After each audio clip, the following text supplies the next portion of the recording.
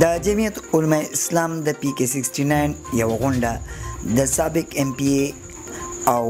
د جمعیت علماء اسلام جنرال سیکرټري خالد وقار چمکني پر یاشګاه کې منعقد شو. د دې غونډې مشري د PK69 امیر او د چمکني 3 چیرمن فضل امین کوله.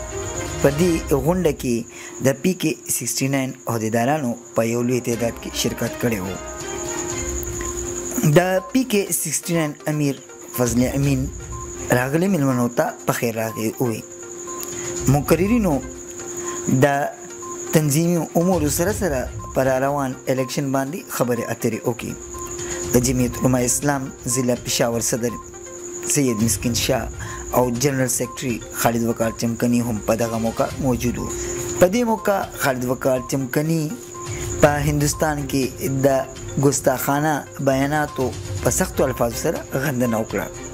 دا اجلاس مونږه د ضلع پېښور د هدایاتو مطابق چې هر PK کې مونږه اجلاس مقرر کړی دی او هغې ټول ویلیج کونسل راغواړو. دا تنظیمي امور باره کې دی، یو د راتلونکي الیکشن تیاری دی، بل چې کوم ویلیج کونسل کې زموږ تنظیمونه نه جوړ شي هغې تنظیمونه جوړ شي،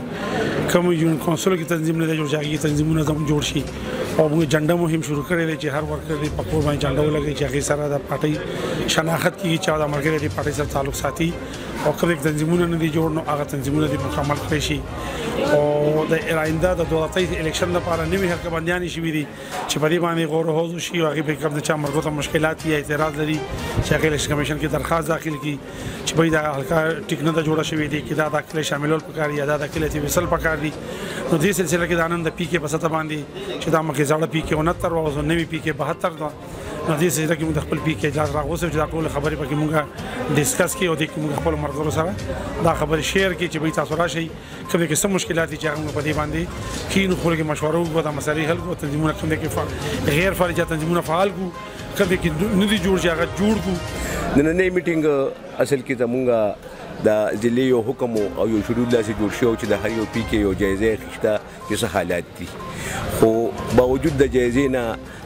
زیات دغه چې کومو نو د مشرانو طرفه دا یو ریکویسټ مو یو اډر مو چې تاسو په تنظیمونو باندې غور وکړئ، تنظیم سازي وکړئ، را روان الیکشن دی، الیکشن لپاره خپل تیاری هلې ځلې وکړئ، کومې کوتاهیانې چې مطلب دا دی موږ نه په تېر دغه کې شوي دي د هغې ازاله وکړئ او دا قوم او دا ملک دا خلک دا کلي دی را بیدار کوي، د دې دماغو ته یو میسیج ورسوئ، یو خبره ورته وکړئ چې مثال خبره مونږ چې څه کوو د الله دپاره کوو، د اسلام دپاره کوو، او علما چې کومې دي دا د پیغمبر صلی الله علیه وسلم وارثان دي او د دوی مرسته کول پکار دي، د دوی شاته مخې ته سیټ ته ودرېدل پکار دي. نننی میټینګ زمونږ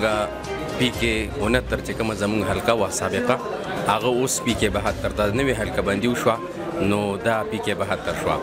مونږ نننی میټینګ چې کم کنډکټ کړی و، کم میټینګ وشو، نو دا په تنظیم سازۍ حوالې سره وشو چې انشاءالله چې کم تنظیمونه په دې کې زموږ په نوې حلقه باندې کې کم ویلیج کونسل راځي، یونین کونسل راځي، د هغې تنظیمونه مونږ فعال کړو، او انشاءالله مخکې چې کم راتلونکی جرنل الیکشن دی نو انشاءالله زموږ حلقه به په دې کې بھرپور پرچړ کړي سالي. زه د PK د تنظیم او د ضلع تنظیم شکریه ادا کوم چې په ما باندې دا اعتماد وکړو،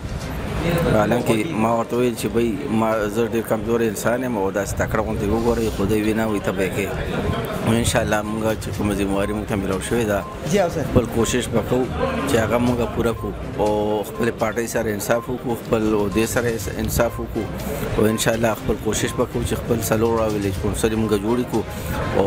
پارټي فعال.